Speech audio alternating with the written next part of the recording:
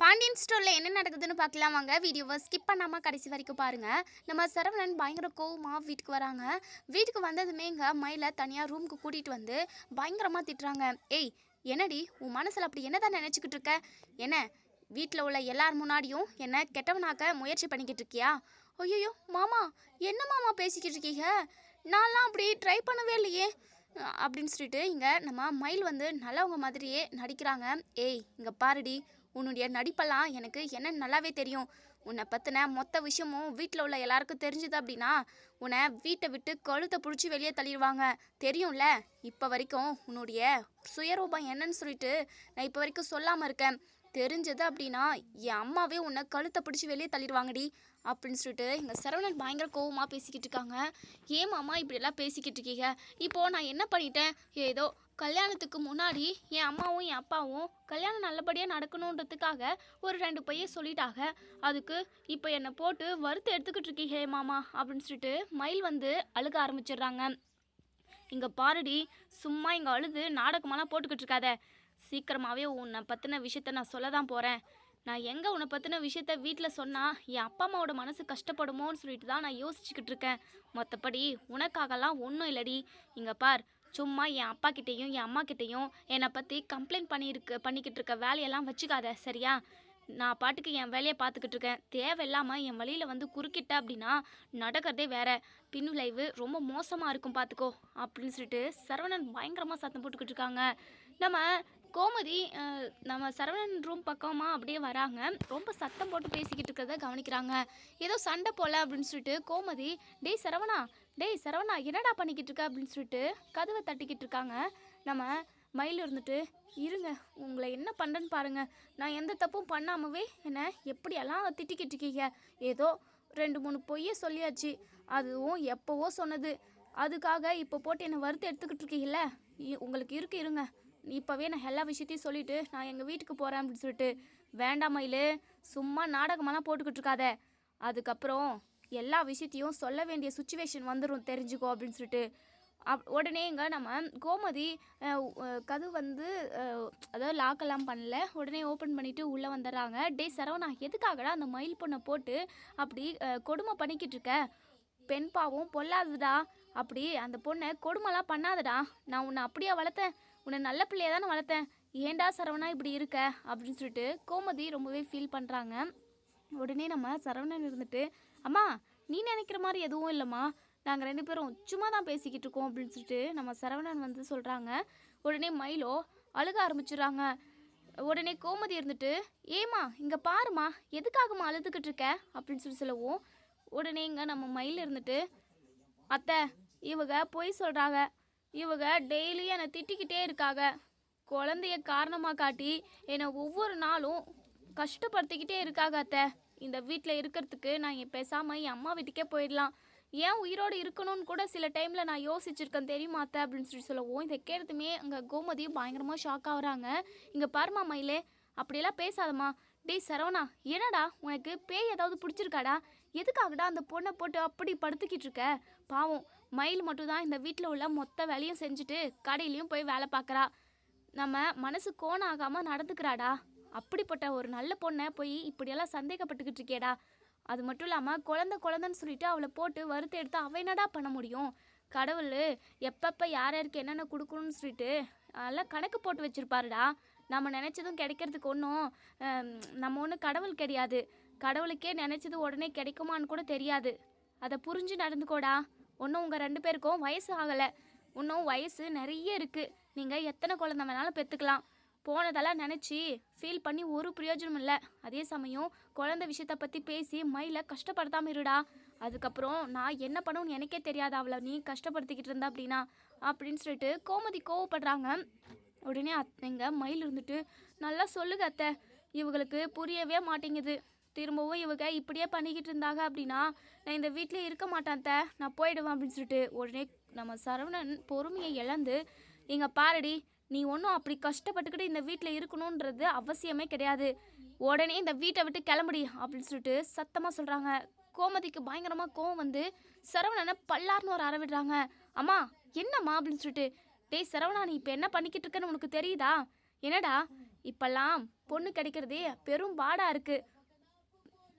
உனக்கு நல்ல பொண்ணை பார்த்து கல்யாணம் பண்ணி வச்சா நீ என்னடானா இப்படி கேவலமாக நடந்துக்கிட்டு இருக்க? வீட்டை விட்டு போன்னு சொல்கிற.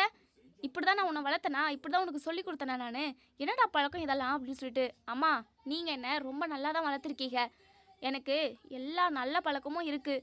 ஆனால் ஒரு நல்ல பழக்கம் கூட இவளுக்கும் இவங்க குடும்பத்துக்கும் இல்லாமல் போயிடுச்சுமா.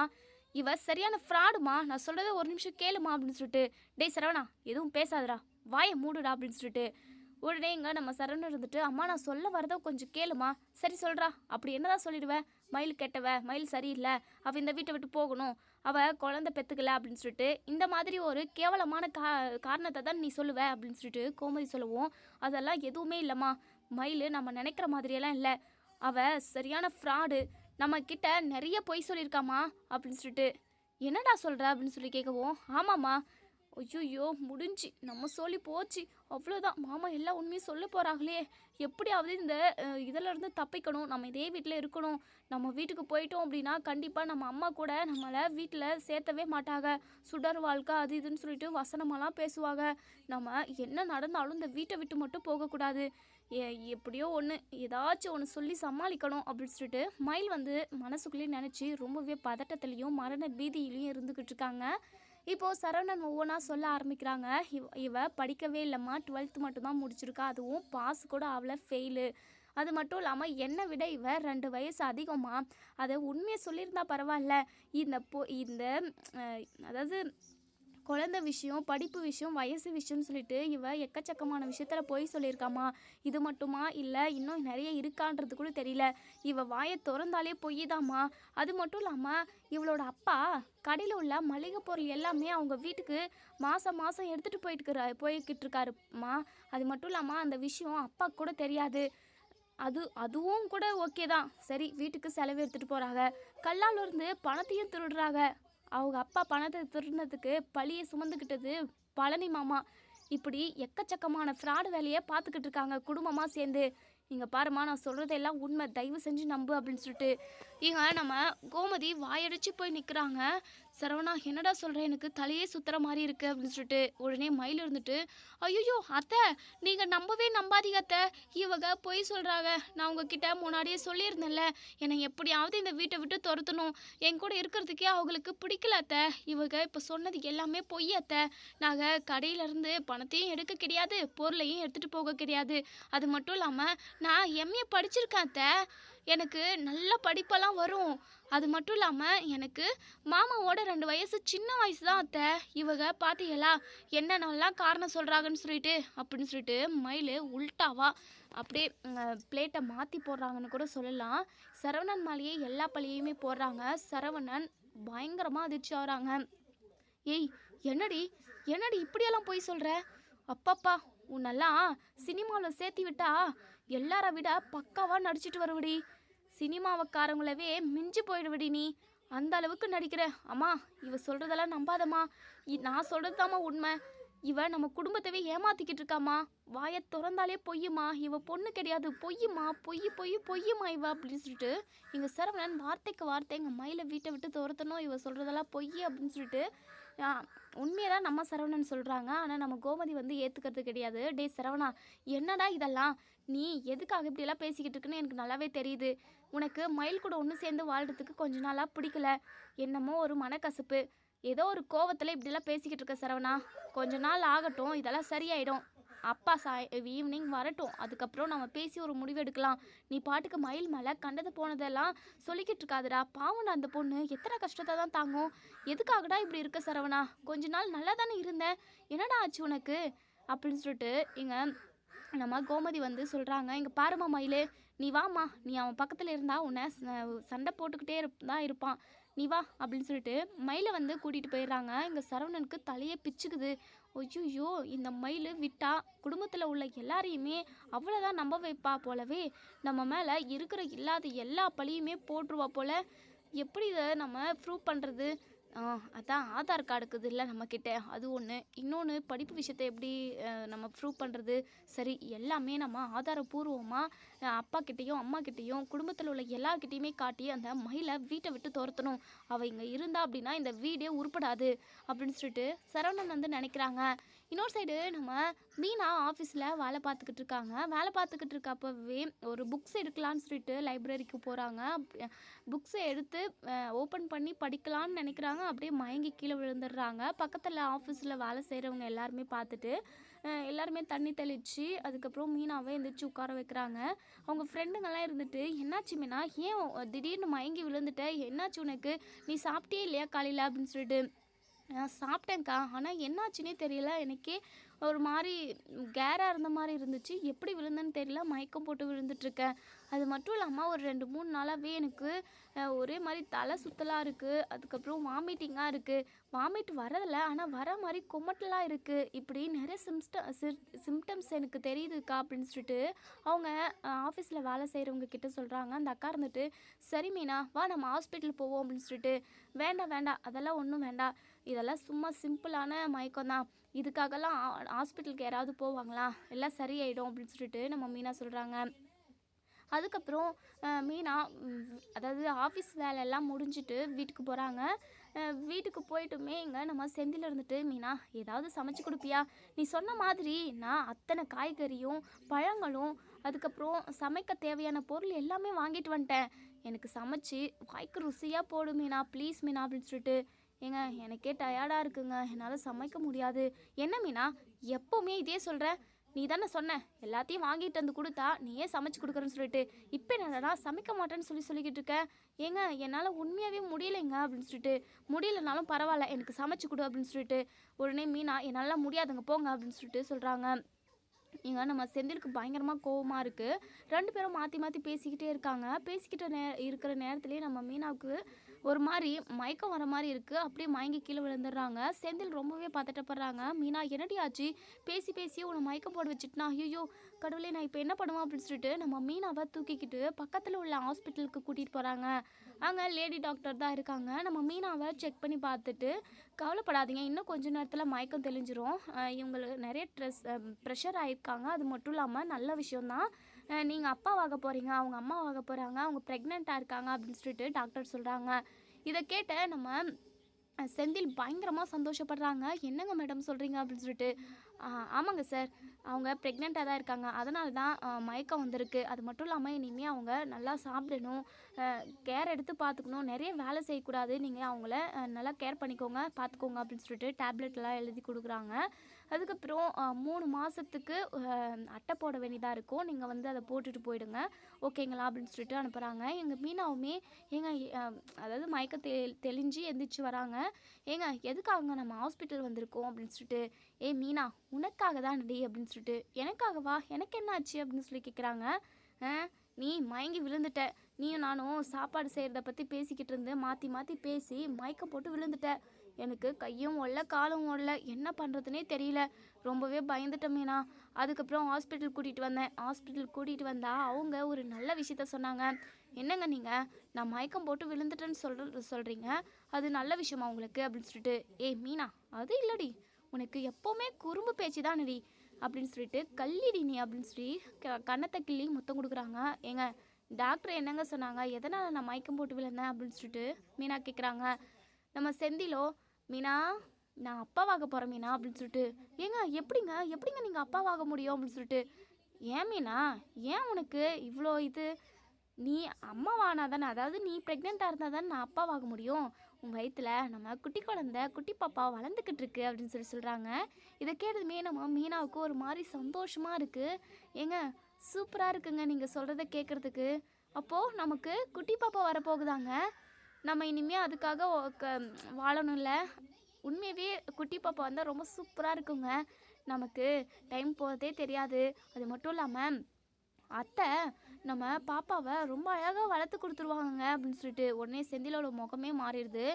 மீனா நம்ம கோட்டர்ஸ்லான்னு இருக்கோம், நம்ம தானே பார்த்துக்கணும், போங்க இனிமேலாம் நான் கோட்டர்ஸில் இருக்க மாட்டேன், நம்மளை நம்பி ஒரு குழந்தை வரப்போகுது, உங்களை நம்பியெல்லாம் என்னால் இந்த வீட்டிலலாம் இருக்க முடியாதுங்க, எனக்கு சரியாக நீங்கள் சமைச்சு கூட போட மாட்டீங்க, என்னதான் சமைக்க சொல்லி தொந்தரவு பண்ணுவீங்க, நீங்களும் நானும் இப்போவே கிளம்பி நம்ம வீட்டுக்கு போகிறோம், அத்தை எல்லாத்தையும் பார்த்துக்குவாங்க, இனிமேலாம் இந்த குவார்ட்டர்ஸ்லேருந்து என்னால் கஷ்டப்பட முடியாதுங்க அப்படின்னு சொல்லிட்டு. மீனா, ஏன் மீனா இப்படி பேசுகிற? நம்ம 2 பேரும் தனியாக சந்தோஷமாக இருக்கணுன்றதுக்காக தான் இங்கே குவார்ட்டர்ஸ்க்கே வந்தோம். வந்ததுலேருந்து இப்போ வரைக்குமே நீ நம்ம வீட்டுக்கு போகணும் போகணுன்றத வார்த்தையை தான் 1000 டைம் சொல்லுவோம் ஒரு நாளைக்கு. இப்போது நீ அடம் பிடிக்காத மீனா, ப்ளீஸ் மீனா, கொஞ்ச நாளைக்கு நம்ம இங்கே இருப்போமே அப்படின்னு சொல்லிட்டு கேட்குறாங்க. உடனே இங்கே நம்ம மீனா இருந்துட்டு, ஏங்க வயிற்றில் குழந்தை இருந்தது அப்படின்னா நான் என்னெல்லாம் ஆசைப்படுறனோ அது எல்லாத்தையுமே இப்போ நிறைவேற்றி வைக்க வேண்டிய கடமை புருஷனுக்கு இருக்குன்னு சொல்லுவாங்க. நீங்கள் தானே என் புருஷன், நான் ஆசைப்பட்டதை நீங்கள் நிறைவேற்றி வைக்க மாட்டீங்களா அப்படின்னு சொல்லிட்டு முகத்தை பாவமாக வச்சுக்கிட்டு கேட்குறாங்க. உடனே நம்ம செந்திலுமே, என்ன மீனா இப்படி கால் கட்டு போடுறியடி, நான் கொஞ்ச நாளைக்கு ஃப்ரீடமாக சந்தோஷமாக இருக்கணும்னு நினச்சேன். என்ன ஒன்று, நம்ம வீட்டுக்கு போனால் வாய்க்கு ருசியாக சாப்பிட்லாம், மற்றபடி என் அப்பா கிட்ட திட்டு வாங்கிக்கிட்டே தான் இருக்கணும், அதை சகிக்க முடியாதது தானே நான் இப்போ கோர்ட்டஸ்க்கே வந்தேன் அப்படின்னு சொல்லிட்டு. உடனே மீனா இருந்துட்டு, ஏங்க அந்த வீட்டில் ஒவ்வொரு ஆளாக கம்மியாகிக்கிட்டே இருக்காங்கங்க. இப்போ கூட பழனி சித்தப்பாவும் அவங்க ஒய்ஃப் சுகன்யாவும் அந்த வீட்டை விட்டு போயிட்டாங்க. அதுக்கு முன்னாடி நம்ம 2 பேரும் வந்துட்டோம். இப்படி அந்த வீட்டில் ஆளுங்க குறைவாகிக்கிட்டே இருக்காங்க. அத்தைக்கு எல்லாருமே ஒன்றா சேர்ந்து சந்தோஷமாக இருக்கணும், யாரும் பிரியக்கூடாது அப்படின்றது தான் அவங்களோட ஆசையே. நீங்களும் அதை மீறி கூட்டிகிட்டு வந்துட்டீங்க. அது மட்டும் இல்லாமல் இங்கே வந்ததுலேருந்தே நம்ம 1 நாளோ 2 நாளோ தான் வீட்டில் சமைச்சிருப்போம், மற்றபடி கடை சாப்பாடு தான். கடை சாப்பாடு சாப்பிட்டா உடம்புக்கு நல்லதில்லைன்னு சொல்லிட்டு நீங்கள் தானே சொல்லியிருக்கீங்க. அது மட்டும் இல்லாமல் இப்போ வயிற்றில் குழந்தை வளர்ந்துக்கிட்டு இருக்கப்போ நான் ஹெல்த்தியான ஃபுட்டெல்லாம் சாப்பிடணும்ல. அத்தைனா டைமுக்கு எனக்கு ஜூஸ் கொடுப்பாங்க. அது மட்டும் இல்லாமல் சமைச்சு அதாவது ஒரு நாளைக்கு ஒரு வேலைக்குமே டிஃப்ரெண்ட் வெரைட்டியாக சமைச்சு கொடுப்பாங்க. அது மட்டும் இல்லாமல் மயிலாக்கா ப்ரெக்னெண்ட்டாக இருக்காங்கன்னு தெரிஞ்சதுமே மயிலாக்காவை எப்படியெல்லாம் கவனிச்சுக்கிட்டாங்க தெரியுமா அத்தை? மயிலாக்காவை தரையில் நடக்க விடல பார்த்துக்கோங்க. ஏதாவது வேலை செய்கிறேன், நான் சும்மாவே இருக்கிறதுக்கு ஒரு மாதிரியாக இருக்கு அத்தை அப்படின்னு சொல்லிட்டு மயிலாக்கா கிச்சனுக்கு வருவாங்க. ஆனால் கிச்சன் பக்கம் கூட வர விட மாட்டாங்க. இல்லை மயிலு, நீ ரொம்ப உஷாராக இருக்கணும், நீ கவனமாகவும் இருக்கணும், உனக்கு நான் என்ன வேணுமோ எல்லாத்தையுமே செஞ்சு கொடுக்குறேன்னு சொல்லிட்டு பெட்ரூமுக்கே போகும் காஃபி சாப்பாடு ஜூஸுன்னு சொல்லிட்டு எல்லாத்தையுமே அத்தை பார்த்து பண்ணாங்க. நான் மட்டும் ப்ரெக்னெண்ட்டாக இருக்கிற விஷயம் அத்தைக்கு தெரிஞ்சுது அப்படின்னா வானத்துக்கு பூமிக்கும் குதிப்பாக, ரொம்ப சந்தோஷப்படுவாங்க. நம்ம அங்கேயே போயிடலாங்க ப்ளீஸுங்க அப்படின்னு சொல்லிட்டு. அப்போ தான் இங்கே நம்ம ராஜி வந்து நம்ம மீனாவுக்கு கால் பண்ணிக்கிட்டு இருக்காங்க. என்ன ராஜி, நம்ம வீட்டை பற்றி பேசிக்கிட்டு இருக்கப்பவே திடீர்னு கால் பண்ணிவிட்டேன், உனக்கு 100 ஆயுசு ராஜி, நம்ம வீட்டை பற்றி தான் நான் பேசிக்கிட்டு இருந்தேன் அப்படின்னு சொல்லிட்டு. என்னக்கா, சும்மாதான்க்கா நான் பண்ணேன். ஆமாம், என்ன அப்படி பேசிக்கிட்டு இருந்தீங்க அப்படின்னு சொல்லிட்டு. இல்லை ராஜி, உன் மாமா கிட்டே கேட்டுக்கிட்டு இருக்கேன், நம்ம வீட்டுக்கே போயிடலாம், கோட்டஸ்லாம் வேணாம் அப்படின்னு சொல்லிட்டு. மாமா தான் கொஞ்சம் முரண்டு பிடிக்கிறாங்க. ஆனால் இப்போது நான் சொன்னதை கண்டிப்பாக கட்டாயம் அவங்க கேட்டே ஆகணும், கண்டிப்பாக கேட்பாங்க. ஏன்னா அப்படி ஒரு சுச்சுவேஷன் தான் இப்போ இருக்குது அப்படின்னு சொல்லிட்டு. என்னக்கா, எனக்கு ஒன்றுமே புரியல, இத்தனை நாள் கேட்காதவங்க இன்றைக்கி எப்படிக்கா கேட்க போகிறாங்க அப்படின்னு சொல்லி கேட்குவோம். அப்படி கேளு ராஜி, நான் உனக்கு பதில் சொல்கிறேன். நம்ம குடும்பத்துக்கு ஒரு குட்டி பாப்பா வரப்போகுது, நான் ப்ரெக்னெண்ட்டாக இருக்கேன், நீ சித்தி ஆக போகிற ராஜி அப்படின்னு சொல்லிட்டு. இதை கேட்டதுமே ராஜிக்கு பயங்கர சந்தோஷம்.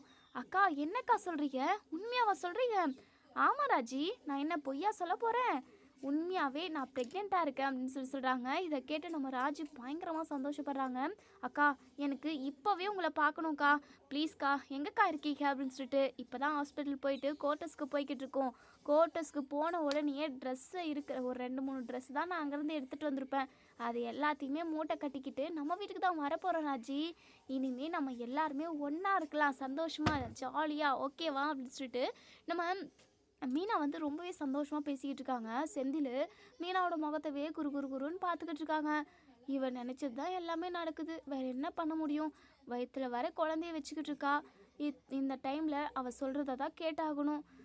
தலையெழுத்துடா சாமி, என்ன பண்ணுறது. திரும்பவும் நம்ம பெற்றவங்க கிட்டேயே போயிட்டு அவங்கக்கிட்ட 4-5 கேள்வி வாங்கிக்கிட்டாதான் அவளுக்கு சந்தோஷமாக இருக்கும் போல். நம்ம இனிமேல் பழைய வாழ்க்கை தான் வாழணும் போல் அப்படின்னு சொல்லிட்டு செந்தில் வந்து மனசுக்குள்ளேயே நினச்சிக்கிட்டு இருக்காங்க. இப்போது இங்கே மீனாவுமே பயங்கர சந்தோஷமாக ராஜிக்கிட்ட பேசிக்கிட்டு இருக்காங்க. அக்கா, நீங்கள் ப்ரெக்னெண்ட்டாக இருக்கிற விஷயத்த அத்தைக்கிட்ட சொல்லிட்டீங்களா அப்படின்னு சொல்லி கேட்கவும்.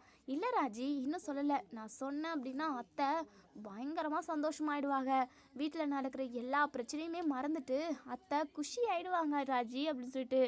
ஆமாக்கா, நீங்கள் சொல்கிறது வேணா உண்மைதான். அக்கா, நான் இந்த விஷயத்த அத்தைக்கிட்ட சொல்லிடட்டுமா அப்படின்னு சொல்லிட்டு, வேண்டாம் ராஜி, வேண்டவே வேண்டாம். நான் பேகும் கையுமா அந்த வீட்டுக்கு வந்து நிற்பேன். என்னடி ஆச்சு அப்படின்னு சொல்லி கேட்குறப்ப தான் நான் இந்த விஷயத்த சொல்லி அத்தையை குஷிப்படுத்துவேன் அப்படின்னு சொல்லி சொல்கிறாங்க.